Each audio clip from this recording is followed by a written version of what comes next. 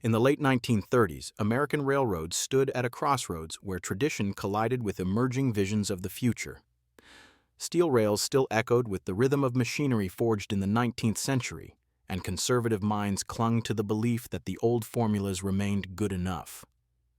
Locomotives were expected to be muscular, exposed, utilitarian, nothing more. Beauty, they insisted, had no place in the world of efficiency. Yet in 1937, the New York Central Railroad quietly prepared something different. Hidden behind closed workshops, workers assembled a locomotive that defied every assumption about what a steam engine should look like. The machine was not merely built, it was sculpted. Every surface curved, every panel smoothed, every inch shaped for a purpose few believed mattered. Speed through the air, rather than through brute force. The J3a Hudson that rested beneath the sheets had already earned a reputation for reliability and power. But this particular member of the class was destined for an identity that would stir controversy. For months, engineers debated the strange shrouding that now encased its boiler and running gear. Some regarded the metal casings as nothing more than decoration, an indulgence that would complicate maintenance and invite ridicule. Others whispered their doubts quietly, unsettled by the possibility that performance might actually improve if airflow were carefully managed rather than ignored. Outside the design rooms, criticism surfaced even before the machine debuted. Executives from rival railroads dismissed the plan as a marketing stunt. Traditionalists described streamlining as unnecessary theatrics, something suited for automobiles or ocean liners but out of place on the rails. Reporters predicted that the effort would fade quickly once practical obstacles emerged. But the New York Central had a different vision. The planned redesign of the prestigious 20th Century Limited demanded something extraordinary, something that matched the train's reputation as the pinnacle of modern travel. Sleek coaches and refined interiors required a locomotive capable of symbolizing progress itself. The railroad believed that passengers no longer wanted transportation alone. They wanted an experience, and the very first thing they would see had to embody the future. As summer approached, the workshop stirred with an energy that hinted at significance. Skilled hands tightened the final bolts, polished the stainless steel trim, and stepped back to regard the machine in silence. Beneath the softened lines and flowing contours lay a heart of proven power. But now, concealed within a shell made to slice through the atmosphere with unprecedented grace. When the locomotive finally rolled into daylight, the reaction was instant. Crowds gathered with mixed expressions of awe, confusion, and skepticism. Some marveled at its fluid silhouette, others frowned at its unfamiliar form. To many it appeared more like a vision from a world not yet built than a machine intended for everyday service. The stage was set. The railroad had unveiled its boldest experiment, and the world watched with uncertainty. It was an engine few believed necessary, an invention dismissed as impractical before its journey even began. Long before the Streamliner made its first run, resistance had already taken root deep within the engineering community. Steam locomotive design had always revolved around raw mechanical force. Engineers championed exposed machinery, visible gauges, and components that could be reached instantly in a crisis. Covering these parts with sleek metal panels seemed counterintuitive, even dangerous. They believed beauty risked interfering with access, adding weight, and introducing points of failure. To many veterans of the trade, progress had always been measured in incremental refinements: slightly larger cylinders, improved boilers, more robust bearings. The idea that aerodynamic flow could meaningfully alter a train's performance was seen as academic speculation rather than practical engineering. Air resistance mattered for aircraft, certainly, and perhaps for the fastest automobiles. But on the rails, they argued, speed ultimately came from horsepower and adhesion. Thus, skepticism grew stronger as the project progressed. Workshop crews muttered that maintenance would become a nightmare. Inspectors predicted heat buildup beneath the shrouding. Supervisors rehearsed their anticipated "I told you so" moments. The locomotive became a test not merely of design, but of belief. Could form and function truly cooperate? Meanwhile, the New York Central's leadership watched with measured patience. They understood the risk. Streamlining could prove useless, perhaps even detrimental, to a locomotive already respected for its capability. But they also recognized that railroads were losing ground to automobiles and airplanes, both of which embraced aesthetic modernism to capture the public's imagination. If the railroad intended to remain competitive, it needed more than mechanical strength. It needed style backed by performance. With tension rising, the railroad called for controlled trials. The locomotive would run unshrouded first, performing a series of baseline tests at various speeds and loads. Then, after applying the streamlining, it would repeat the trials. No arguments, no theories, just data. When the results finally arrived, they unsettled many who expected vindication. Even at moderate speeds, drag reduction proved measurable. At higher velocities, the numbers improved dramatically. Fuel consumption fell. Wind noise eased. Resistance dropped in ways that challenged long-held assumptions. The data did not silence all critics, but it shifted the mood. Engineers who had dismissed aerodynamics began reconsidering their positions. Some studied airflow patterns with newfound curiosity. Others tested small modifications of their own. The idea that shaping the locomotive could matter was no longer a speculative claim. It was now demonstrated reality. Still, doubts lingered. The trials had shown promise, but real service was unforgiving. Only time would reveal whether the streamlined Hudson could survive the demands of high-speed luxury travel, withstand the stress of daily operation, and justify the ambition that created it. The challenge had moved beyond theory into proving ground. The transformation had begun, but acceptance remained out of reach. The machine would need to perform under conditions where reputation was earned, not theorized. And so, as preparations continued, the locomotive waited for its moment, one that would force the world to reconsider everything it thought it knew about the marriage of beauty and engineering. By mid-1937, the locomotive stood ready for its final transformation. The New York Central entrusted the aesthetic overhaul to industrial designer Henry Dreyfuss, whose previous work blended modernity with function. His approach embraced the concept that beauty, when directed with purpose, could heighten performance rather than detract from it. Dreyfuss approached the Hudson with an eye not for ornamentation, but for refinement. Every surface was studied for airflow. Curves replaced edges. Lines were drawn to guide the wind smoothly along the body. Stainless steel accents were placed not merely for visual impact, but to reinforce the machine's futuristic identity. The goal was not to hide the locomotive's strength, but to express it differently. Less through exposed power, more through controlled elegance. The transformation progressed methodically. Panels were fitted with precision, their contours tested repeatedly. Workers discovered that the aerodynamic shell introduced new challenges. Every bracket, every fastener needed reconsideration. The streamlined body could not simply be attached, it had to become an extension of the locomotive itself. Dreyfuss insisted on unity of form. The locomotive needed to appear as though carved from a single piece of metal, an unbroken line hurtling through space. Even the iconic headlight was integrated seamlessly into the sweeping front contour, giving the engine a prow-like presence reminiscent of ocean vessels built to cut through dense waves. When the final bolts were tightened and the last seam polished, the locomotive emerged transformed. The raw mechanical presence of the Hudson remained beneath the surface, but the outward expression had changed entirely. The machine no longer looked like something born of factories and soot. It resembled an artifact of an imagined tomorrow. The railroad unveiled the newly streamlined locomotive to accompany its revamped 20th Century Limited, the renowned express service symbolizing luxury and speed. As the engine rolled into the terminal for its first public presentation, observers responded with a mixture of awe and disbelief. Even those who cared little for railroads found themselves drawn to its sculpted profile. Magazines rushed to feature photographs. Newspapers described it as a vision of the machine age maturing into artistry. Artists sketched it. Industrial schools studied it. Children pointed at it as though witnessing science fiction rendered real. Yet despite the growing admiration, the locomotive carried the burden of expectation. Its aesthetic success meant nothing if it could not perform to the standards of the nation's most prestigious passenger train. It had been built to challenge misconceptions and overturn long-standing doubts. The road ahead would determine whether the streamlined Hudson would become a triumph or a temporary curiosity.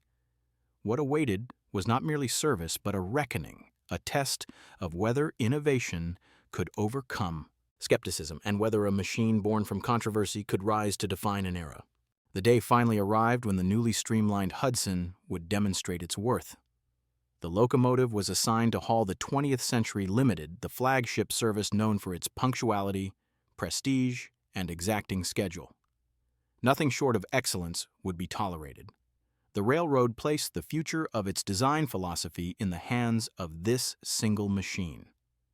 As the engine rolled toward its first departure, the terminal buzzed with anticipation. Observers gathered to witness something they sensed might be important, even if they could not yet articulate why. The locomotive's silver trim reflected the station lights in elongated ribbons, creating an appearance both mechanical and ethereal.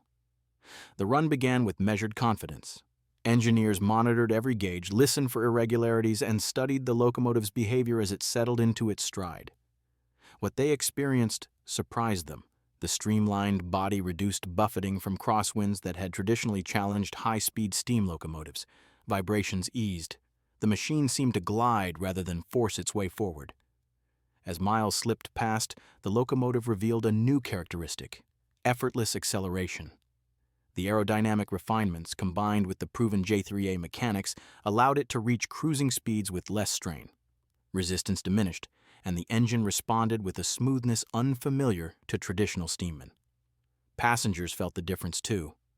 The ride became quieter at speed. Wind noise diminished outside the cars, creating an environment that matched the luxury of the train's interior. The 20th Century Limited had always prided itself on comfort, but the streamlined Hudson expanded that promise by transforming the experience between stations into something serene and modern. Over the following weeks, the engine continued its work, proving that streamlined design was not mere decoration, but a functional enhancement. It maintained schedules with remarkable consistency, even under heavy load. Maintenance crews discovered that the feared difficulties did not materialize. Access panels had been strategically designed, and heat distribution proved more stable than expected. Rumors spread across the industry. Competitors who had dismissed the concept began requesting aerodynamic studies of their own. Rail enthusiasts marveled at sightings along the line. The locomotive accomplished something rarer than technical success. It shifted cultural perception. But while early results were promising, the railroad knew that true validation required a decisive demonstration, a moment that would silence all remaining doubts. The locomotive had already performed admirably in daily service, but to reshape history, it needed to achieve what others believed impossible. That moment was approaching, and when it arrived, the world of railroading would not be the same. As confidence in the streamlined Hudson grew, the New York Central authorized a series of controlled high-speed tests to fully explore the locomotive's capabilities. These trials would not resemble ordinary service runs. They would push the machine to its limits, revealing strengths and weaknesses that remained hidden beneath routine operations. The test route stretched across long, straight portions of the line where track conditions permitted extreme speeds. The locomotive, freshly serviced and meticulously inspected, was prepared for the challenge. Crews approached the assignment with a mixture of excitement and caution. Steam locomotives had reached high speeds before, but each attempt carried risk. At elevated velocities, even small imperfections could become catastrophic. The trial began at dawn. The locomotive built momentum steadily, the rods striking a steady cadence that intensified as the miles advanced. The streamlined body channeled the air along its curves, reducing the turbulence that normally hammered exposed machinery. As the speedometer climbed, the machine displayed none of the hesitation its critics had predicted. At 90 miles, the locomotive remained composed. At 100 miles an hour, it felt unnervingly smooth. The aerodynamic refinements were proving their worth. Friction decreased, and the machine demanded less power than engineers expected for such velocity. But the railroad aimed for something greater. an official reading of 110 miles per hour, a speed that would place the Hudson in the exclusive company of the fastest steam locomotives ever operated in North America. The locomotive surged forward as the firemen maintained a steady rhythm at the stoker controls. Steam pressure held. Bearings remained cool. Vibrations stayed within safe limits. The test crew monitored every needle with unwavering focus. And then as the rails stretched ahead in a shimmering line, the indicator needle touched the mark. 110 more. For a moment, the locomotive existed in a realm few machines had ever entered, a corridor of speed where wind curved around steel, where power and precision fused into a single experience. The streamlined body that critics mocked now demonstrated its purpose with undeniable clarity. Air resistance, once considered irrelevant, had become the key factor enabling this achievement. The test ended with success recorded in meticulous detail. The results would spread quickly, capturing the attention of railroads, designers, and manufacturers across the continent. The streamlined Hudson had not only met expectations, it had exceeded them in a way that forced the entire industry to reconsider its assumptions about speed, efficiency, and the importance of aerodynamic design. This moment would become a defining chapter in locomotive history, one that signaled the arrival of a new era where engineering and aesthetics worked together to unlock possibilities once dismissed as fantasy. Following its high-speed triumph, the streamlined Hudson entered daily service with renewed prestige. Assigned to the famed 20th Century Limited, it became the face of a train long regarded as the symbol of American luxury travel. Its presence elevated the entire operation, redefining the experience of cross-country rail journeys. Passengers approaching the platform encountered a vision unlike anything previously seen on American rails. The locomotive's gleaming form stood at the head of a train known for red carpet treatment, elegant interiors, and unparalleled punctuality. The streamlined Hudson delivered not merely a mode of transportation, but a spectacle, an embodiment of the promise that technology and refinement could coexist in perfect balance. Departures became rituals. As the locomotive eased into motion, its smooth acceleration and controlled power set the tone for the journey. The aerodynamic design played a new role here, maintaining high speed with reduced vibration and steadier airflow, enhancing the stability of the entire train. Travelers noticed the tranquility, the subtle difference in how the cars moved behind the engine. Timekeeping improved as well. The locomotive handled heavy consists without strain, keeping the tight schedule of the century with remarkable consistency. Engineers praised its reliability, noting that the streamlined shell, rather than trapping heat or complicating repairs, actually reduced stress on several components by managing airflow more effectively. Public fascination deepened. Photographs of the train appeared on posters, calendars, and advertisements. Magazines celebrated it as a triumph of industrial art. The streamlined Hudson did more than power the century. It shaped its identity, becoming inseparable from the train's mystique. Its influence reached beyond passengers, and designers from multiple industries studied the locomotive's form, recognizing that functional beauty held profound economic value. The Hudson became a case study in the emerging field of industrial design, proof that visual appeal could drive public interest just as effectively as traditional engineering metrics. This era represented the locomotive at its peak, a machine that combined power, elegance, and purpose in a way few had dared envision. It symbolized progress during a time when the nation sought inspiration, and it delivered that inspiration with every mile it traveled. But no matter how brilliant its success, the machine's era existed within a world that was changing. Technologies would continue to evolve, and competition from new modes of travel would eventually transform the landscape. Yet for a fleeting moment, the streamlined Hudson stood at the pinnacle of American railroading, a masterpiece in motion, defining an age where the future seemed limitless. In the years following its introduction, the streamlined Hudson transcended its functional role and entered the realm of cultural iconography. It was no longer merely a locomotive, it became a representation of what America believed it could achieve. At a time when industry and imagination converged, the machine embodied optimism, ambition, and mastery over mechanical form.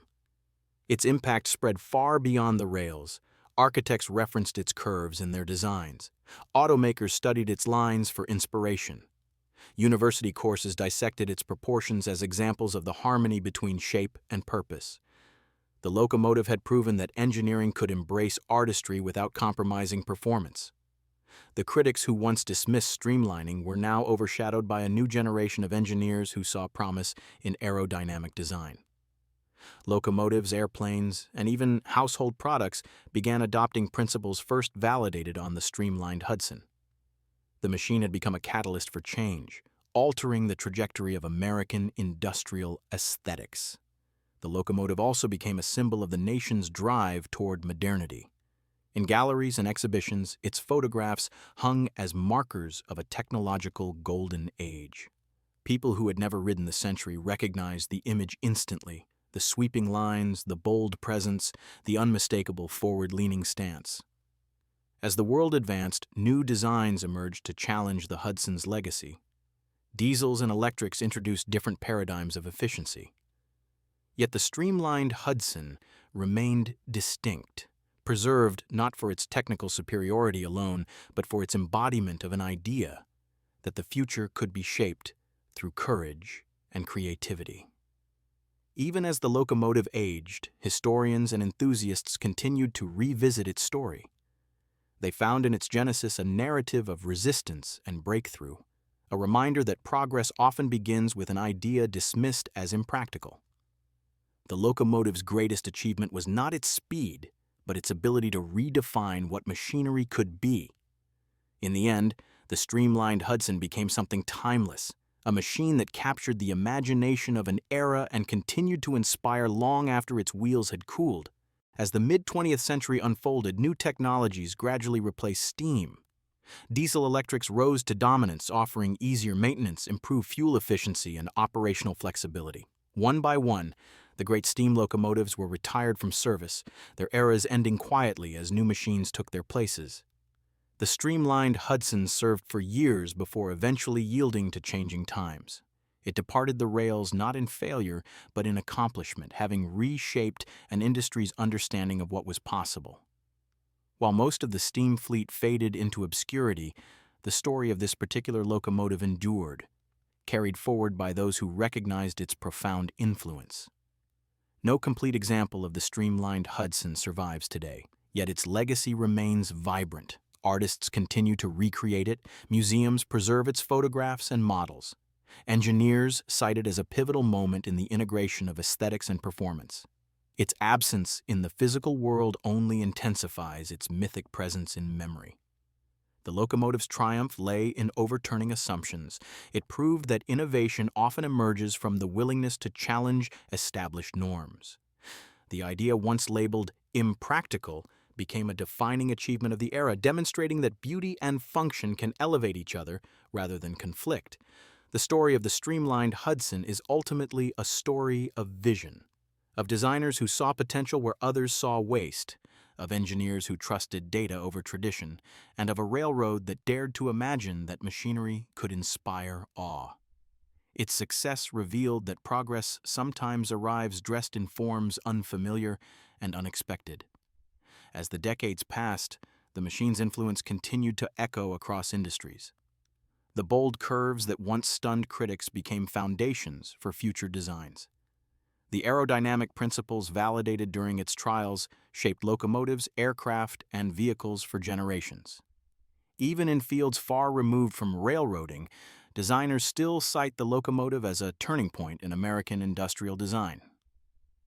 Today, the streamlined Hudson stands not as a relic of the past, but as a testament to the future that might have been.